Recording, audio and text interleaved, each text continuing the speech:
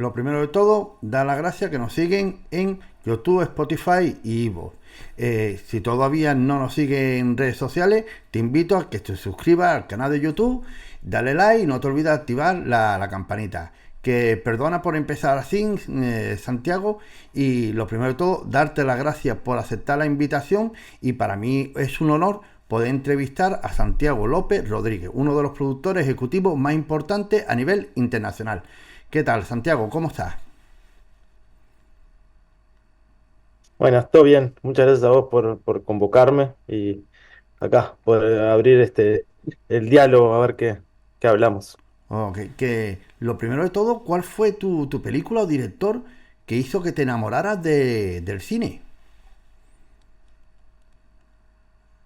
Mirá, a mí me pasó una cosa cuando era chico. La primera película que fui al cine con mi abuela fue Estación Central de Walter Salles, y creo que esa película terminó de hacerme entender que el cine era un motor para para cambiarle la percepción del mundo a las personas. Yo tenía 11 años. Y fue la única vez que fui al cine con mi abuela y con mi hermana. Y salí de esa película todo conmocionado, muy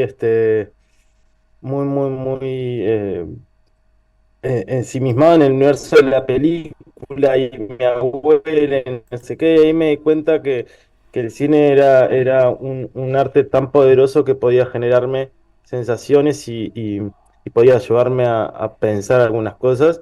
Y esa fue quizá la primera película que me generó esa sensación de lo magnífico que es el cine para los que lo van a ver, lo pueden disfrutar y lo pueden, les deja resonando y lo pueden reflexionar. Creo que esa fue la película. No sé si es el director o qué, sino fue el gesto de ir acompañado de una película con mi abuela para ver esa película y quedarte con esa sensación en el cuerpo y en la cabeza de que de que la reflexión en vos puede existir a través de una obra cinematográfica. Entonces ese fue como creo yo, el punto donde me di cuenta que el cine era realmente conmovedor y que a mí me podría gustar hacer eso. Pero, ¿estudiaste cine o aprendiste de manera autodidacta? No, yo estudié cine, pero ya arranqué, hice medicina 2 años. Y en un momento la medicina, mucha cuestión de tradición familiar y que siempre estuve cerca como del universo de los médicos y que tenía como una sensación de que la medicina era un espacio de vocación y dedicación al otro que a mí me interesaba mucho, pero hice 2 años de medicina y me fue mal. No la pasé bien, no me encontraba, no sentía que estaba disfrutando de lo que estaba estudiando, ni el proceso a ser médico. Y bueno, dejé la carrera y ahí me anoté en una licenciatura que hay acá de comunicación. Empecé a estudiar comunicación y ahí, al segundo año de la carrera, descubrí la producción audiovisual este, como una suerte de lugar donde poder realizar eso, de poder desarrollar cosas para los demás, de poder trabajar con otros, y me fui enamorando y me fui apasionando de ese proceso de trabajo. Y después estudié la carrera de comunicación en una universidad que acá es la Universidad Católica, y en el 2013 me fui a estudiar a España un máster de dirección de empresas audiovisuales y de producción ejecutiva de la Universidad Autónoma de Barcelona. Este, Mientras estaba haciendo la carrera, tuve mi primer trabajo en una película, fui trabajando en esa época hacía mucha publicidad, entonces trabajé mucho en el área de locaciones, de localizaciones de las productoras, después en jefaturas de producción, hice toda una carrera Hostia, de producción de campo, y después terminé haciendo producción ejecutiva, fundé mi empresa, en fin. porque, Este, claro, porque ¿qué diferencia hay entre un productor y un productor ejecutivo? Y bueno, el productor ejecutivo está custodiando, cuidando lo particular de un proyecto, y el productor de alguna manera es el que hace viable que ese proyecto exista y que no exista solo ese proyecto, sino que exista un abanico de proyectos que sean, que tengan cierta línea editorial, que tengan cierto, anclaje en determinados circuitos y mercados y, mm, y pantallas para hacerlos viables, ¿no? En la visión del productor siempre, para mí, es una visión un poco más global y la producción ejecutiva es más específica en el proyecto puntual, ¿no? Es el seguimiento de ese proyecto. El productor generalmente tiene un conjunto de proyectos que quiere desarrollar y viabilizar y bueno, para mí está en esa distancia. Igualmente nosotros acá siempre hacemos un poco todo, somos un poco productores y productores ejecutivos a la vez. Que te iba a preguntar que claro, pero el productor, digamos que es el que encuentra la financiación, pero el productor ejecutivo está más en el desarrollo del guión, del proyecto, desde la creación del guión. Y el productor también, ¿eh? O por lo menos yo así lo siento.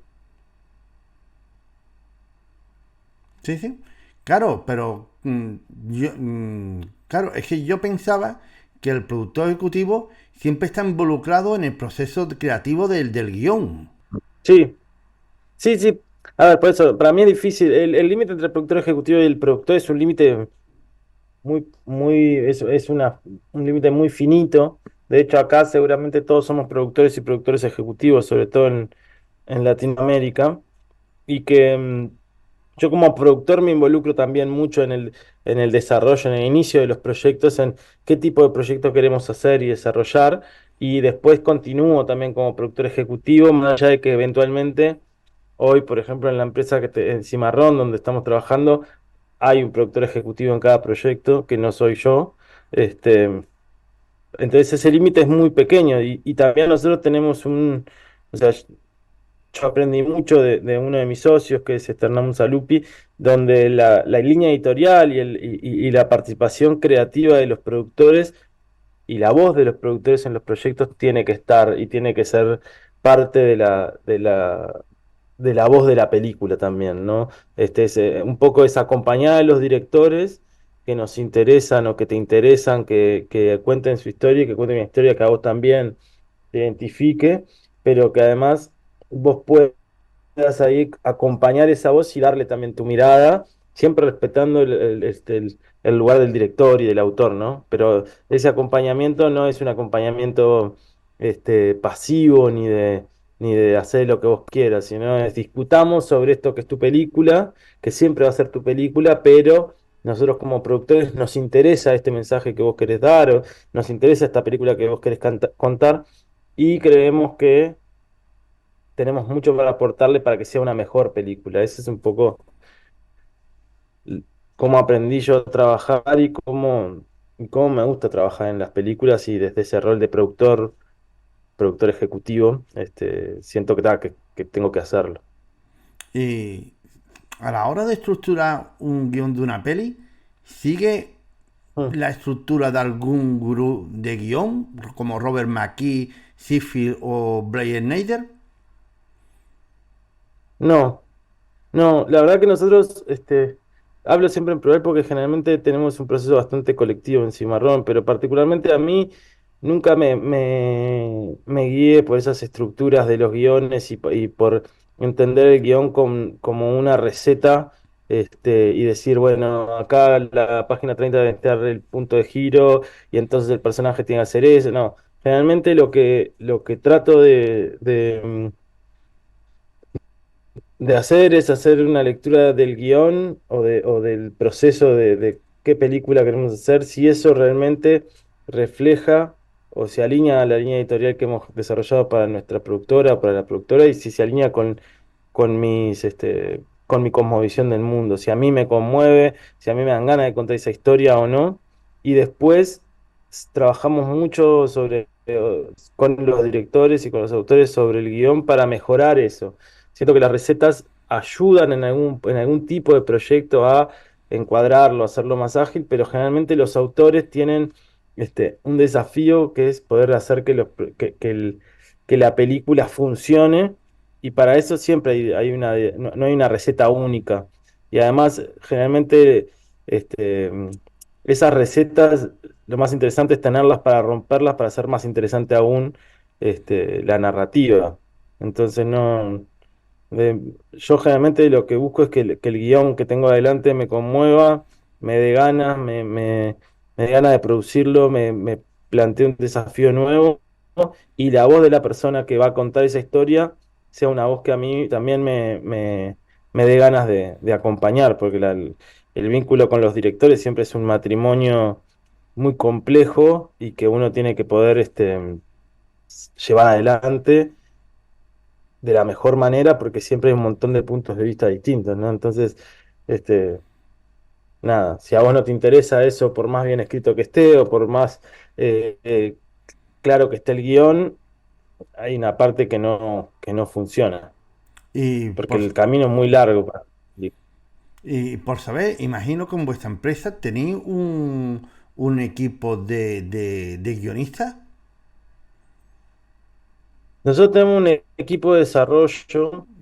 Particularmente lo que hacemos nosotros es muchas veces ir a buscar ese talento, ¿no? El equipo de desarrollo nuestro busca proyectos o nosotros mismos pensamos alguna propiedad intelectual, algún libro, alguna idea la tenemos internamente y este equipo de desarrollo lo que hace muchas veces es ir a buscar a esos guionistas que son buenos para esa historia, conectar la historia con los guionistas y otras recibimos muchos guiones de guionistas y autores que nos traen sus ideas y sus propuestas y ahí los analizamos y vemos si es posible que nosotros lo podamos hacer, si es viable en términos de producción hacer esa película, la voz autoral que trae, a dónde apunta ese guión. En función de todo eso, vemos si está alineado y ahí empezamos a desarrollar un proyecto. ¿Y cuál es vuestra línea editorial? Y nosotros queremos hacer casi siempre películas que no, primero que nos desafíen y que nos den una oportunidad para reflexionar sobre el mundo en que vivimos y que nos dejen algo, ¿no? O sea, no nos interesa hacer películas comerciales, este, que no dejen nada. Si bien hacemos películas que tienen un tinte que son comercializables y no comerciales, lo que queremos es que la película tenga un espíritu humano y que busque un, un punto de impacto en el público, ¿no? Que tengan un impacto real sobre las personas que van a ver esa película. Este, ese es un poco el espíritu de nosotros, de la productora en sí misma. Imagino Convocar que al público y a la audiencia desde ahí, imagino Sí. que también busca historias que trascienda, que vayan más allá de lo que es una película, del mensaje que manda o de una historia real. Sí, sí. Bueno, pues ese es el desafío. Nunca sabes qué va a pasar después con la película, ¿no? El desafío es que esa película genere y tenga el recorrido y tenga el espacio de mostrarse para generar esas cosas, ¿no? Pero en general lo que queremos es, o sea, nuestra línea editorial son películas que conmuevan y que puedan atraer a la audiencia y lleven al espectador a un paso más, ¿no? Que puedan generar en el espectador una iniciativa de reflexión, una iniciativa de movimiento, una iniciativa de algo más que sea haber pasado, haberse entretenido. Sin perder de vista que somos parte del entretenimiento y tenemos que entretener, pero no es el objetivo primario entretener, sino es el otro. Y quería saber qué es para ti el lenguaje cinematográfico.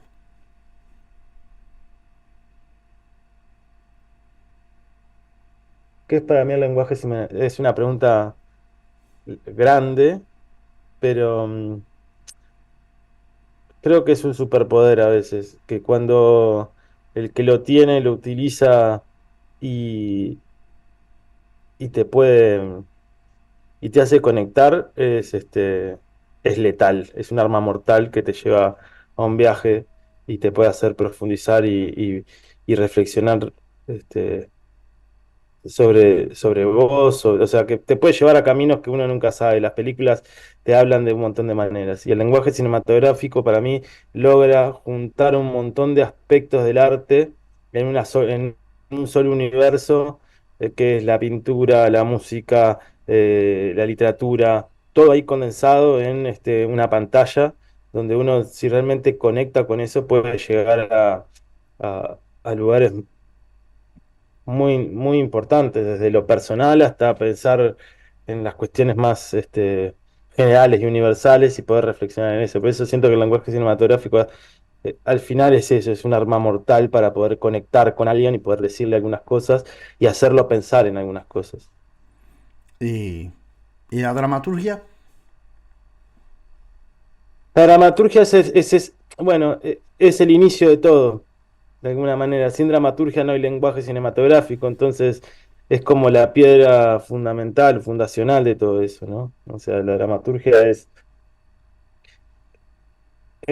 lo primero que te conmueve para llevar al desarrollo del lenguaje cinematográfico. Sin dramaturgia no hay, o sea, es uno primero y después lo otro. Entonces son esas de esa arma mortal que es el cine.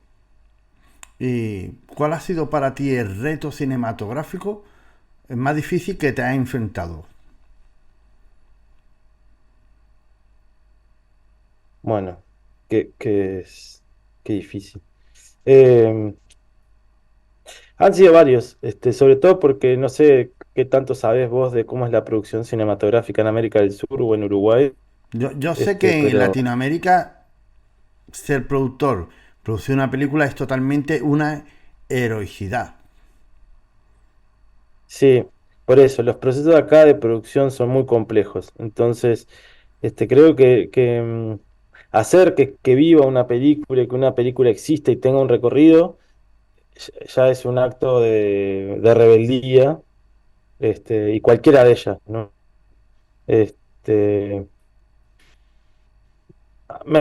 he vivido distintos procesos con distintas películas, entonces no sé, me parece que todas tienen un componente personal y particular para mí. Elegir una sobre otra sería este, un poco injusto porque para mí han sido todos procesos muy nutritivos desde el punto de vista personal y desde el punto de vista profesional. No sé, una de las películas en las que trabajé fueron un proceso documental casi de 5 años de Hostia, seguimiento de un personaje que era un expuesto de Guantánamo que el gobierno de José Mujica trajo al Uruguay y que el tipo tenía que adaptarse a una vida en libertad, pero su libertad no era una libertad real, no era una libertad este, tal como vos y yo sentimos que es esa libertad, y era un proceso muy complejo, y fue interactuar con un tipo este, juzgado por todo el mundo y por la sociedad y encontrarse en la intimidad con esa persona, entender sus cuestiones religiosas, entender su vida, convencerlo de que una película podía ser un instrumento para que él pudiera mostrarse y mostrar tal cual era y mostrar su realidad en Uruguay. No sé, ese proceso fue un proyecto muy personal y muy importante para mí y lograr que eso se convierta en una película documental que sea interesante, que pudiera llegar a determinados lugares, fue muy importante. Después, no sé, mi gran película en Uruguay en términos de presupuesto y de repercusión, también fue un desafío muy grande. Fue una película de época con un director con una cinematografía muy grande, el director que más películas había estrenado en Uruguay y con el que no me conocía, pero que terminamos encontrándonos en ese proceso de hacer una película este, que trascienda, y también fue un aprendizaje muy grande. Este, yo qué sé. Después, otra de las películas en las que trabajé, que fue de las últimas que estrenamos, es una película con un director del cual soy amigo, entonces mantener ese vínculo de amistad, pero, pero pararte desde el lado del productor, siempre es un aprendizaje. Además fue una cuestión personal de poder entender los límites entre la relación personal y la relación profesional, pero y además era intervenir en una película que para él era muy personal, porque era sobre un hecho familiar y convertirlo en una película más abierta para que llegue a más público. Entonces, eso fue un desafío. Y después, no sé, ahora trabajé y me tocó hacer la producción ejecutiva del Cono Sur de la película de Juan Antonio Bayona, de la Sociedad de la Nieve, que es otro paradigma y otro proceso de producción donde nos enfocamos muchísimo más en el desarrollo del proceso de producción que en lo otro y en poder acompañar en la investigación de Bayona, el guionista y las productoras de todo el universo de una película, que además tenía un punto bastante relevante en todos los uruguayos, pues es una historia propia, entonces era como, yo tengo que colaborar para que un director extranjero que está este, totalmente inmerso en esta historia pueda conseguir toda la información necesaria y pueda tener todos los elementos necesarios para contar esa historia de la mejor manera. Y, y- y eso suponía un montón de desafíos, irnos hasta el lugar donde había caído el avión, llevar un equipo de gente, desafíos hasta de, no sé, cuestiones técnicas y de la naturaleza en el Valle de las Lágrimas, filmar en Uruguay una producción de esa envergadura que nunca se había hecho. Así que no sé, creo que cada película plantea desafíos distintos. Este, y, y plantea, y es lo más divertido, siempre enfrentarte a la que viene como pensando que va a ser qué voy a aprender y qué voy a descubrir. Me pasa un poco eso. Yo me enamoro mucho del proceso de los proyectos andando y tengo ese motor. No sé, me gusta mucho lo que va a venir y lo que voy a hacer de vuelta. Y trato siempre de mirar como lo que estoy haciendo de una manera de desde el entusiasmo de aprender otra cosa.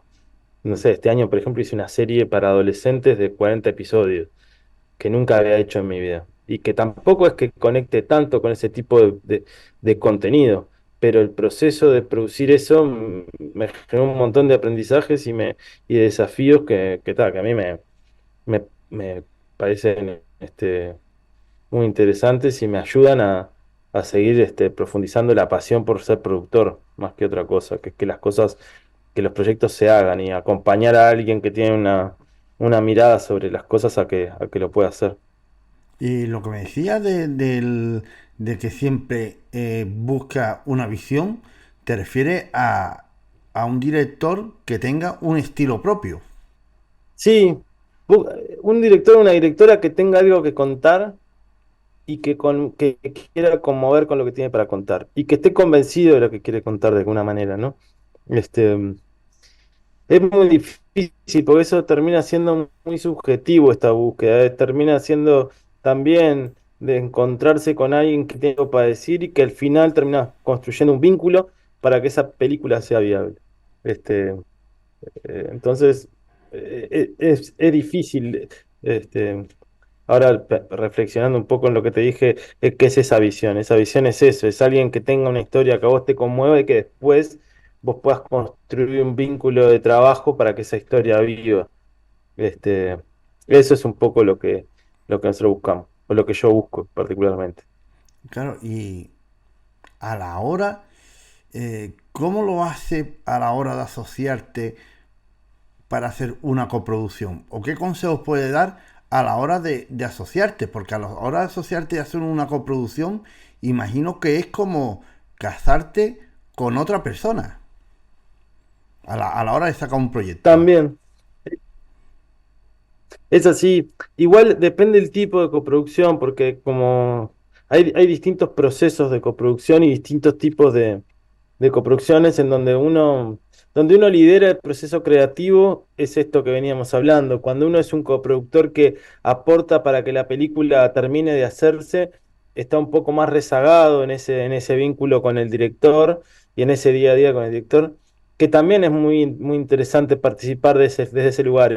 Bueno, acá hay alguien, hay un equipo de personas que tienen una idea, que tienen un proyecto en sí.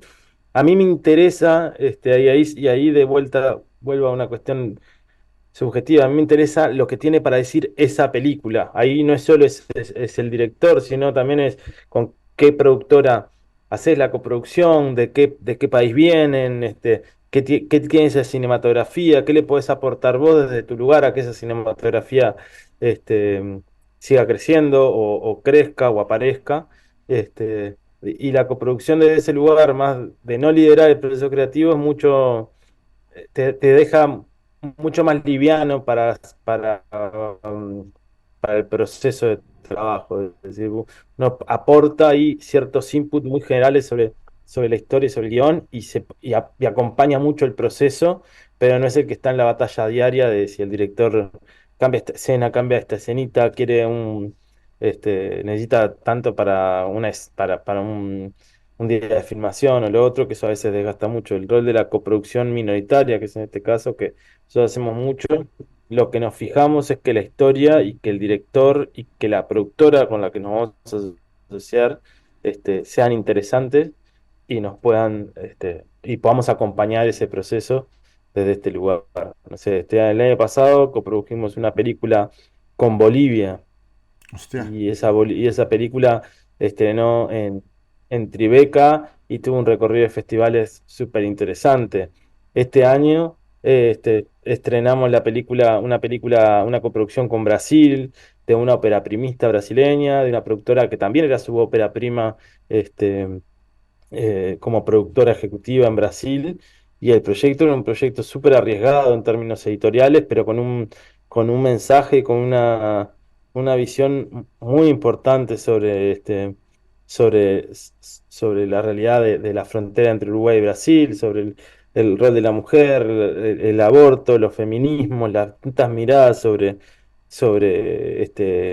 sobre eso y la iglesia evangélica metida entre ese combo. Y esa película tenía esa fuerza editorial, ese mensaje que a nosotros nos interesaba acompañar, que además estaba toda liderada por mujeres. Nosotros somos una productora casi que los tres socios somos hombres, los cuatro socios somos hombres, entonces, pero es un tema que nos tiene muy atentos y que queremos también fortalecer eso.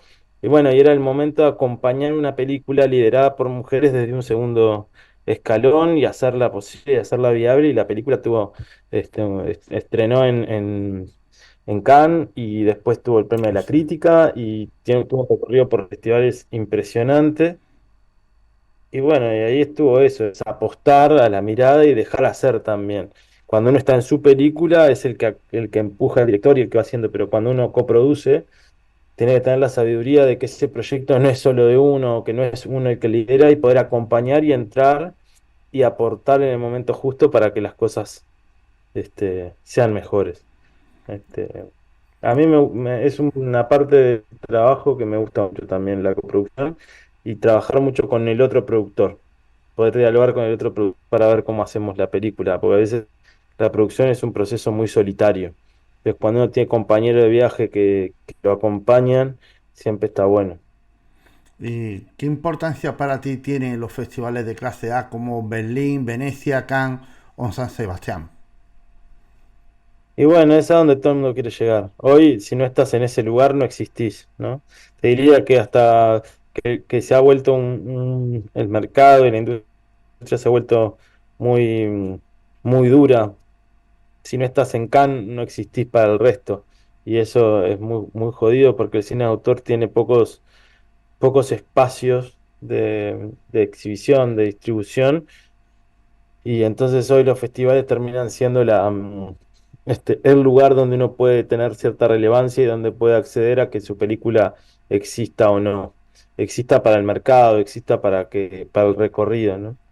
Entonces, yo creo que los festivales tienen muchísima relevancia, deberían tener todos para la industria más relevancia, no solamente Cannes, Venecia o Berlín y Cannes, sino que el resto de festivales clase A y el resto de circuitos de festivales donde las películas se viven, se consumen, se acercan a un público, deberían ser igual de relevantes y debería haber una conexión mucho más concreta entre el circuito de festivales, las plataformas, los canales, o sea, debería existir.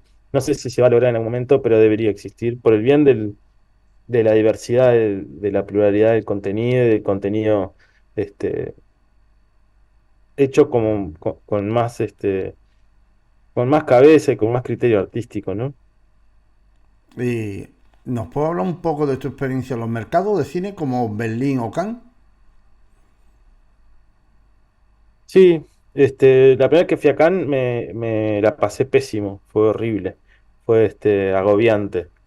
No, son mercados en la medida que uno va yendo y aprendiendo y viendo cómo conectarse, empieza a entender más. Este, pero es un universo donde particularmente nunca he cerrado ningún proyecto, sino he conocido mucha gente para las que después tener una red de contactos en los que de canalizar los proyectos. Son mercados sumamente intensos, ambos dos, Berlín y Cannes. eh, Muy interesantes también porque ahí uno se siente que está pasando lo que tendría de pasar y uno tiene siempre esa sensación de que tiene que ir a por a por esa meta que alguien comentó o dijo por ahí, ¿no?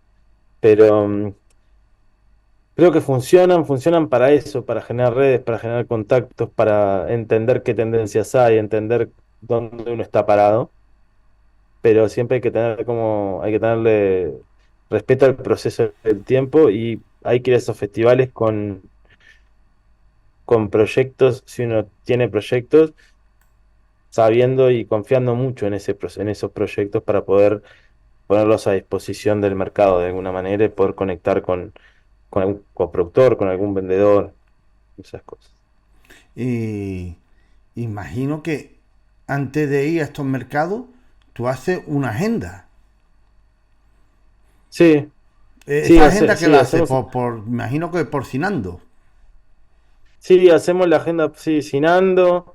También, por suerte, trabajamos mucho el vínculo uno a uno. Entonces,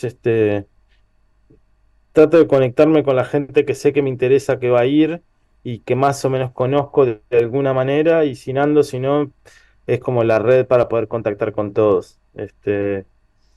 Y lo que me ha pasado mucho es no llegar con una agenda tan llena y ahí mismo entender quién, cómo y tratar de enganchar para poder contactarnos y, mm, y poder tener las reuniones. Perdón, acá se levantó un viento gigantesco y empezó a aparecer ruido. Así Ah, que, no pasa nada. perdón. Que imagino que allí, ¿con qué va? ¿Con el one page, el dossier o con un tratamiento?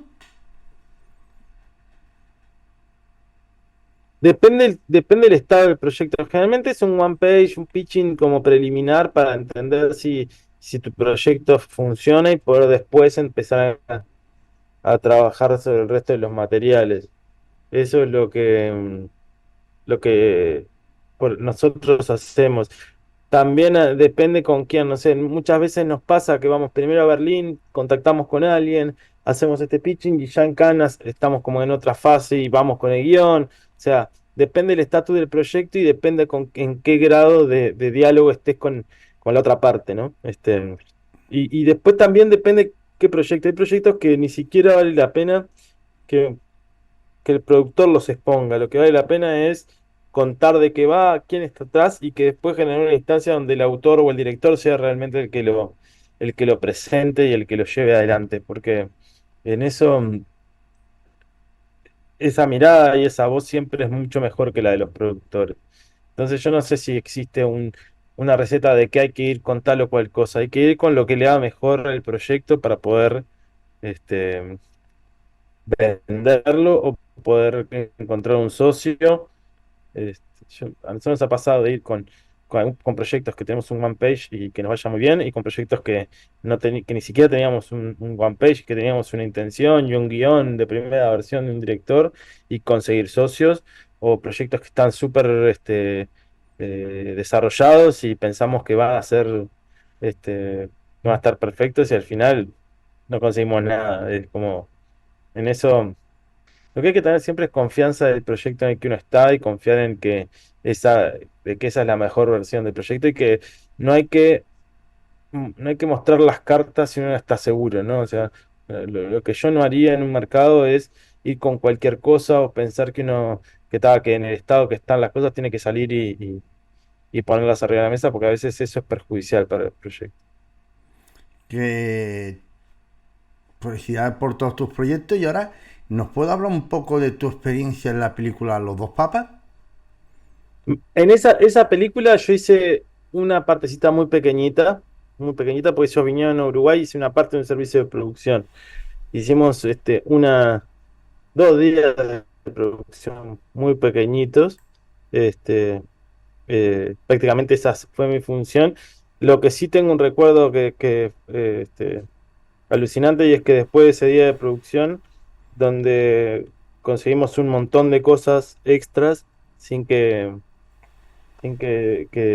costaran nada, sin que nadie nos lo hubiera pedido. Recibí uno de los mejores mails que me dejó un director, que fue de Meireles, que me agradecía porque me dijo: Santi, nunca tuve tantos extras en un día de filmación tan importantes como este, y me lo dejó y me lo guardé.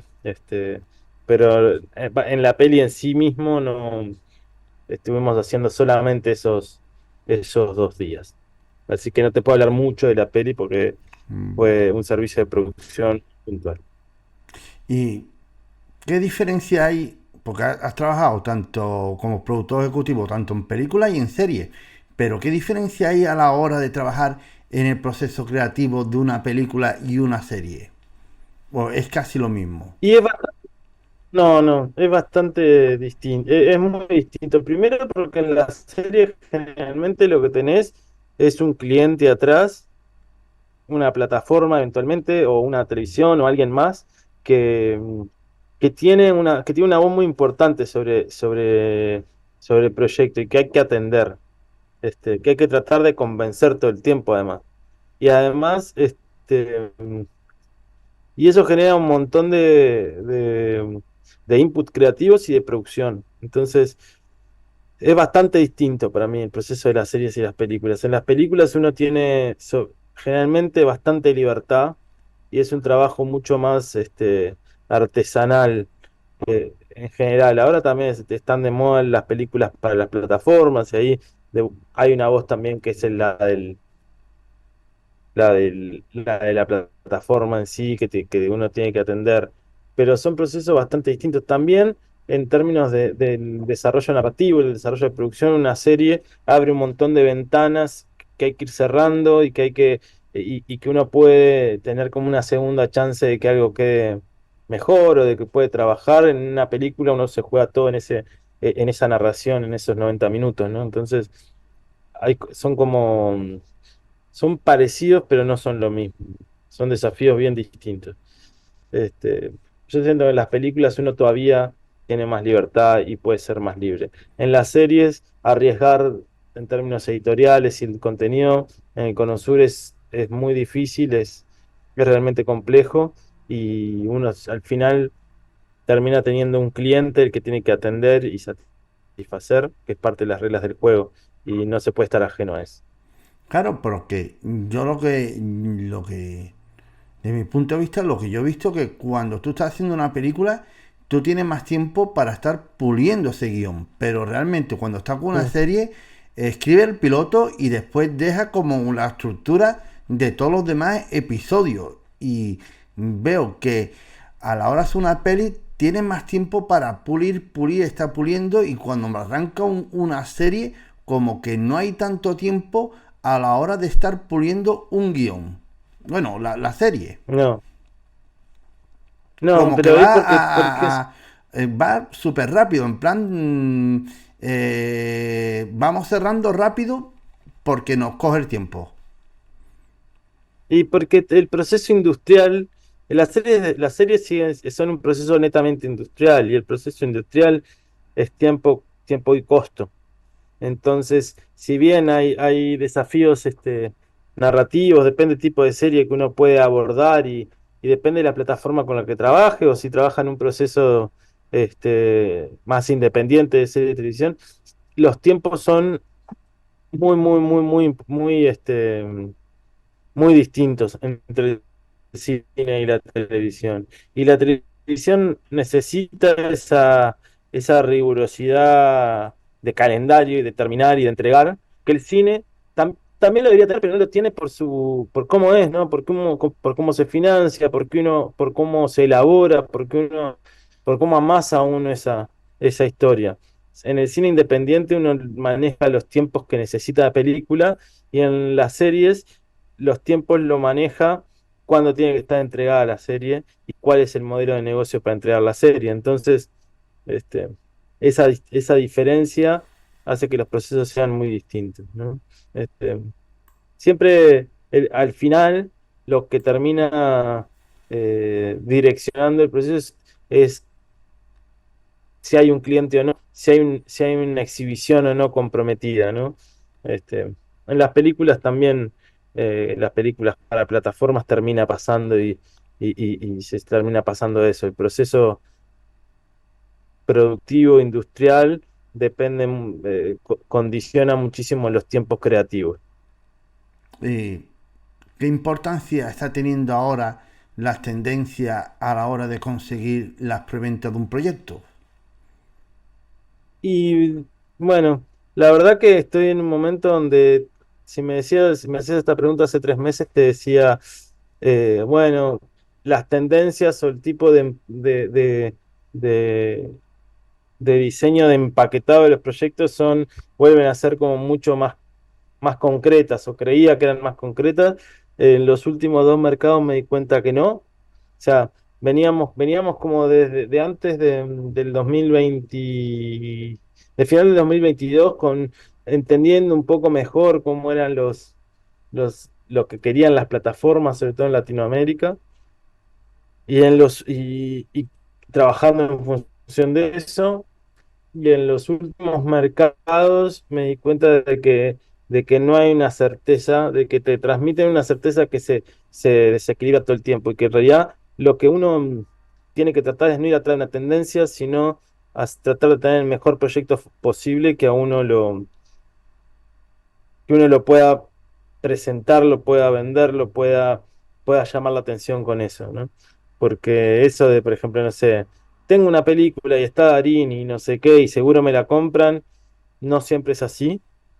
Este, no es la receta mágica y parece que esa es la tendencia. Cuando uno habla con los players, todos quieren tener a Darín, pero al final todos quieren tener un buen proyecto. Entonces, lo que hay que tener es un buen proyecto y después ver si existe la chance de que esté Darín o que esté otro que pueda ser igual de bueno y igual de viable el proyecto. Yo estoy viendo últimamente que la tendencia puede ser los biopic o basado en hechos reales. Es un poco así, también fue la tendencia en un momento las historias de narcos y yo creo que las tendencias se van generando, pero uno no puede estar mirando la tendencia de lo que se está exhibiendo, porque si no llega tarde la tendencia. Entonces, lo mejor es encontrar de vueltas, tener una idea de que los proyectos que tienen en mano son buenos y pueden ser atractivos o para un coproductor o vendibles para una plataforma y después ver si eso realmente se termina siendo una tendencia. Porque lo que funciona hoy, capaz que en 2 años no funciona, y ese proceso a vos te lleva al desarrollo de una serie o de una película. Entonces, tratar de adivinar esa tendencia de lo que va a venir, y bueno, es casi jugar a la lotería, ¿no? Ir al casino y apostarle a un número. Por eso es mejor tener proyectos más sólidos, más fuertes en términos del desarrollo, más fuertes en términos del talento que uno tiene dentro de esos proyectos y dejar la tendencia como una oportunidad para que su proyecto encaje en alguno de esos tags que tienen los algoritmos, ¿no? Este, creo que el desafío de un productor es que la tendencia no se vuelva en contra, sino que tratar de que tu proyecto, si es bueno, de alguna manera conecte con alguna de esas asteriscos que se necesitan para venderlo. Claro, pero yo veo que algunas veces, si tiene un buen guión y un buen reparto, si el guión es bueno, mm, lo van a querer. Es así. Generalmente es así. Y si vos tenés un talento muy atractivo atrás, generalmente es así. Se concreta, tenés más chances. Después Que, siempre pasan un montón de cosas, ¿no? mm, Lo que para uno es bueno y es atractivo, quizá para el que está enfrente no lo es tan así. O sea, pero generalmente es la ecuación esa de tener un muy buen guión acompañado por un talento convincente y que funcione, es el camino que hay que seguir. cuesta mucho también en la industria hoy, sobre todo en Latinoamérica, el confiar en talento nuevo, confiar como en otras miradas. A veces, este, ese riesgo está bueno correrlo y, y acompañarlo y ver si ese desafío juega. O sea, nosotros acompañamos la producción de una serie que se llama Yossi, de Daniel Burman, de Oficina Burman, que produjo Cimarrón. La serie es una serie de espías muy, muy buena, que está en Amazon, y el protagonista era un chico desconocido. Y Burman en ese sentido tenía una fuerza muy grande del guión, y lo que hizo fue presionar, insistir, insistir en que Yossi, el protagonista, tenía que ser este actor. Y la verdad que lo consiguió. Si uno hubiera ido por las reglas estas que estamos pensando, quizá el personaje de ese tendría que haber sido, no sé, el chino Darín, ¿no? Por lo menos para la región. Y no lo fue. Entonces, de vuelta, la insistencia sobre tener un proyecto bueno, tener una mirada, tener gente talentosa que pueda apostar a determinadas cosas, hacen que las cosas sucedan y las reglas se rompan. Que eso es lo más divertido. Imagino que lo mismo pasó con la Sociedad de la Nieve, porque la mayoría de los actores protagonistas son actores que no son famosos, están empezando. No, ninguno es famoso, ni la mayoría te diría, Vaya. ninguno es famoso. Y me parece que eso fue para mí, desde mi punto de vista, es uno de los grandes desafíos en los que se puso Bayona. ¿No? Se propuso contar esta historia en español, en uruguayo, hacer un casting de actores aquí y en Argentina, y asumir ese desafío, hacer una superproducción, pero sin un talento que traccione, que genere este impacto, ¿no? O sea, Netflix le dio el dinero para hacer la película que él quiso, con quien él quiso, y y el resultado está en que es una gran película sin superestrellas. Y de alguna manera eso le hace bien a la película, porque no sé si la viste, pero Sí, para sí, los la he que la visto. ven, la hayan visto o los que la vayan a ver, es una película que logra una coralidad y una energía de equipo que quizás si hay un actor, si hubiera estado un actor sobre otro, hubiera requerido otro tipo de atención. Por más que, que el director no hubiera querido, o por más que el guión no lo editara, cuando vos tenés una figura y generalmente pide más tiempo en la pantalla, pide más planos, o sea, pide no porque ese actor o actriz este, lo diga, sino porque es así. Y yo siento la película en La Sociedad de la Nieve, el riesgo que asume Bayona como director de trabajar con un talento desconocido, de poder darse el lujo de ensayar con esos actores todo el tiempo que necesitó, hacen que la película sea creíble, transmita una verdad que quizá no hubiera podido transmitir en otras condiciones. Que darte las felicidades por tu último éxito, La Sociedad de la Nieve, y háblanos un poco cómo fue tu trabajo como productor ejecutivo en La Sociedad de la Nieve. Mira, yo arranqué en el 2018 con el proyecto cuando Hostia, se hicieron empezaron a hacer las entrevistas preliminares con los sobrevivientes, el primer contacto de Bayona con ellos. Este, y ahí empecé a trabajar como productor en el cono sur de la película. Y, y todos los años teníamos alguna instancia de trabajo para la película, ya sea de investigación o de pensar un poco cómo sería hacer la película, las partes de la película que se podrían hacer en Uruguay. Hubo muchos viajes de Bayona y de Sandra Armida y Belén Atienza, las productoras, para generar un vínculo con los sobrevivientes, para investigar, para entender mejor todo lo que había pasado. Y ahí, en cada viaje, nosotros teníamos alguna actividad de producción. Eso fue desde 2018, 2019. En el 2020 empezamos a trabajar con Sandra y con Belén en cuestiones más del presupuesto y del diseño de producción para que la película se hiciera. Y después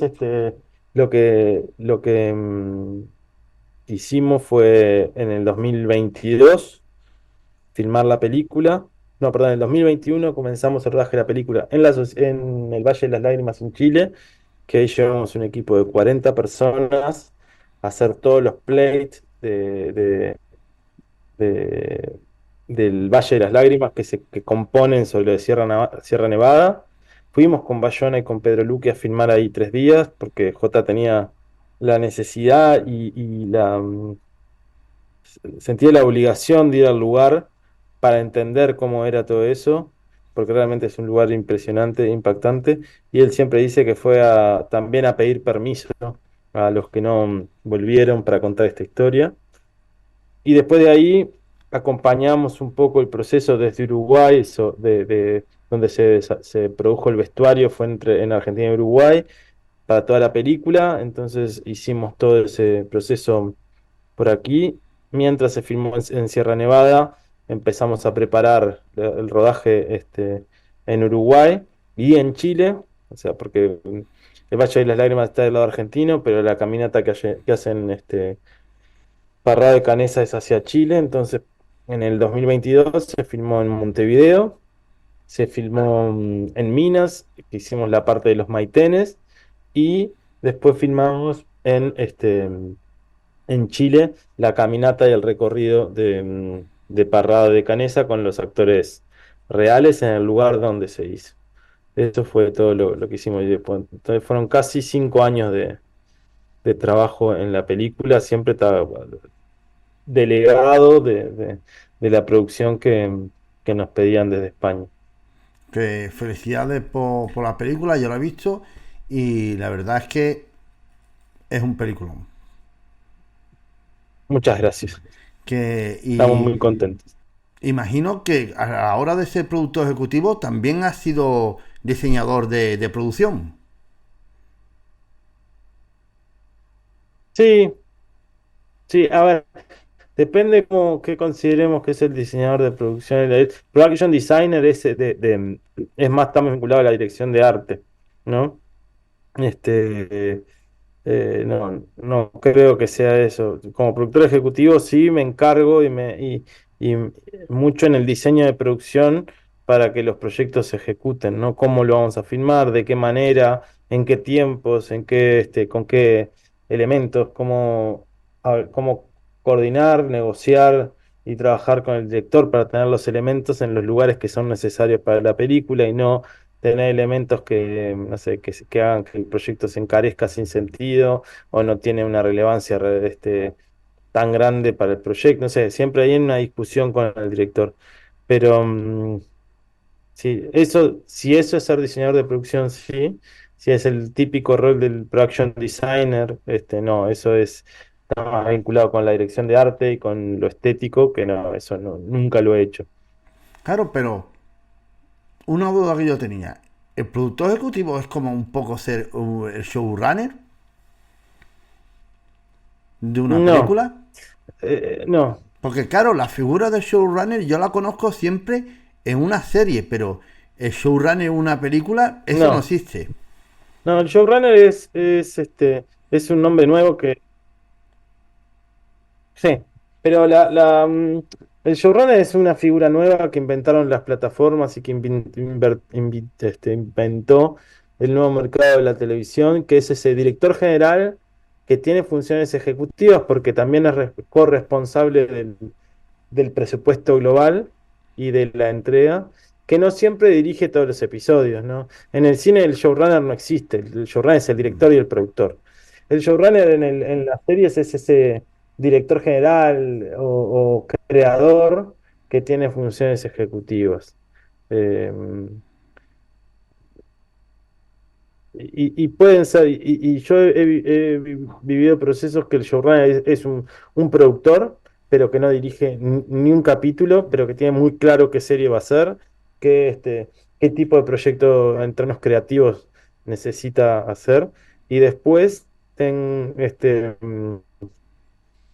showrunners que han sido directores y que no tienen ninguna experiencia en producción ejecutiva, pero saben claramente cómo delegar determinados capítulos a qué directores o con qué actores trabajar o con qué guionistas o cómo liderar el aspecto creativo. Pero nada, es un nuevo nombre a funciones que venían de antes, ¿no?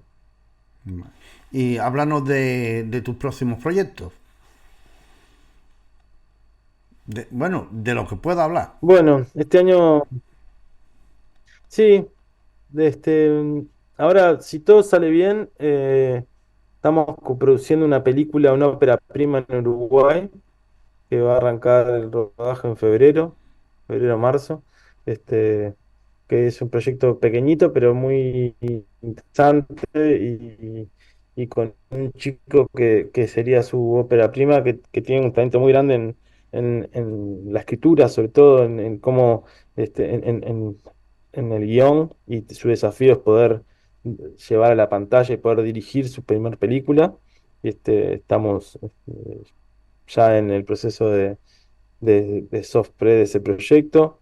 Después, si todo sale bien, vamos a encaminarnos a un proyecto de una serie con una plataforma que como todavía no está nada cerrado, no puedo decir nada.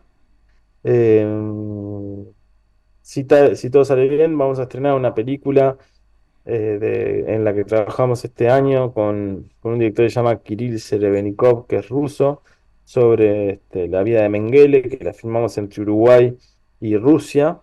Y si todo sale bien, espero tenga su estreno, su premier mundial en el Festival de Cannes. Hostia, Estamos esperando que eso suceda. Este, Sí, estamos en eso. Después estamos preparando una comedia con Juan Taratuto, que si todo sale bien vamos a tener rodaje en julio de este año. Y el año que viene vamos a estrenar una serie que coprodujimos con Greenpeace, muy interesante también, que es un docu-reality, una cosa nueva que nunca habíamos hecho. Todavía no está claro en qué plataforma, pero estamos negociando con varias plataformas de 6 episodios. Y, y creo que por ahí, porque hay algunas cosas que están en la vuelta que no puedo comentar mucho por ahora. pues felicidades y te deseo toda la mayor suerte del mundo con los proyectos, los nuevos rodajes y desde aquí te deseo que todo vaya bien y siga adelante. Y para terminar, ¿qué consejo daría a las personas que se quieren dedicar a la producción ejecutiva? Que se formen, que, mm, que crean en los proyectos, que los trabajen y que la creatividad en la producción ejecutiva es una herramienta que no descansa, que el productor ejecutivo no maneja solo un presupuesto, sino que tiene que tener habilidades personales, profesionales para administrar todas las cuestiones que tiene un proyecto cinematográfico, que van desde los vínculos interpersonales hasta un plan de negocio, conseguir dinero, administrar el dinero, negociar con un director, pero siempre con la perspectiva de hacer una gran película. Uno tiene que estar convencido que siempre está trabajando para la película, no para un director, no para una empresa, sino para hacer una mejor película.